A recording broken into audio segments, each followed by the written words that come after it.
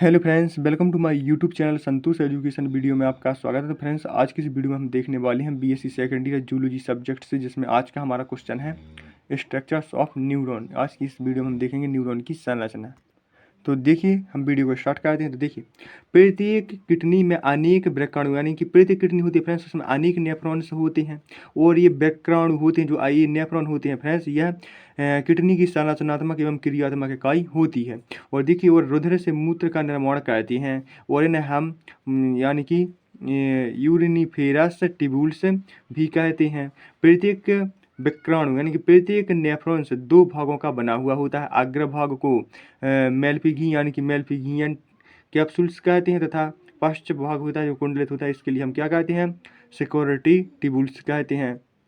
अब देखिए, फिर इसके बाद मेल्पिगियन कैप्सूल एक यानी कि संपूर्ण एक कप की तरह के बाउमेन कप तथा कुंडलित रक्त केशिकाओं के गुच्छे का बना होता है, जिसे हम ग्लोमेरुलस कहते हैं। और फिर देखिए, मेल्पिगियन कैप्सूल्स एक सक्रिय यानी कि ग्रीवा यानी कि नेक द्वारा एक कुंडलित नलिका में खुलता है, जिसे के समीपस्थ कुंडलित नलिका यानी प्रॉक्सिमल कन्वल्यूटेड ट्यूब्यूल्स यानी कि पीसीटी कहते हैं उसको। और देखिए, इसकी समीपस्थ कुंडलित नलिका एक यू के आकार की नलिका में खुलती है, जिन्हें हम हैंडल या लूप कहते हैं।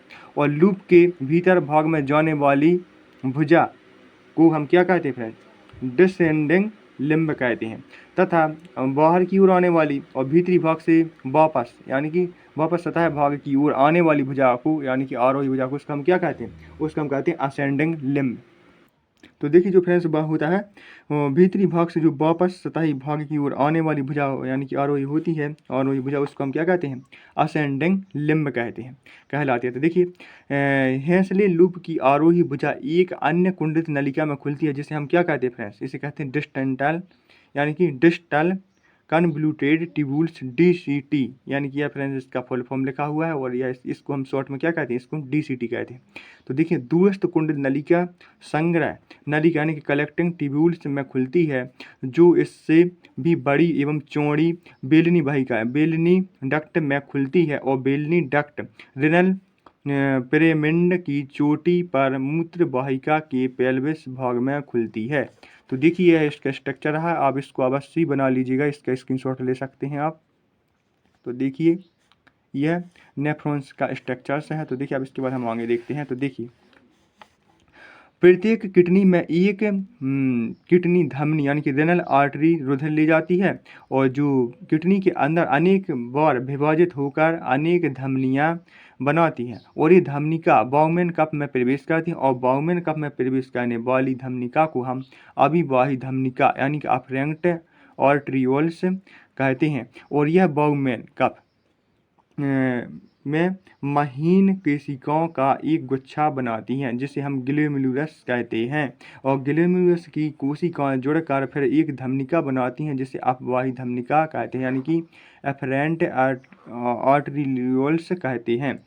और यह अभिवाही धमनिका से काफ़ी पतली होती है। अपवाही धमनिका और बाउमेन कप से निकलकर फिर कोशिकाओं में बट जाती हैं। जो शेष किडनी होती हैं फ्रेंड्स, जो शेष वृक्क नलिकाओं में के चारों ओर एक केशिका जाल बना लेती हैं, और अंत में वृक्क यानी कि श्राका यानी कि रिनल बीनल्स में खुल जाती हैं, और वृक्क शिराएं मिलकर एक वृक्क यानी कि रिनल बीन्स बनाती हैं, जो रुधिर को वृक्क से बाहर ले जाती हैं। तो फ्रेंड्स, यह वीडियो अगर आपको अच्छा लगा तो इसको अवश्य लाइक करिएगा और चैनल को सब्सक्राइब करिएगा, जिससे आगे आने वाली वीडियो का नोटिफिकेशन आपको अवश्य प्राप्त हो सके। और देखिए, इसका आप स्क्रीनशॉट अवश्य ले लीजिएगा और इस चित्र को आप अवश्य बना लीजिएगा। तो चलिए, आपने इसको देख लिया होगा। तो चलिए, मिलते हैं अगली वीडियो में। जब तक के लिए जय हिंद, वंदे मातरम।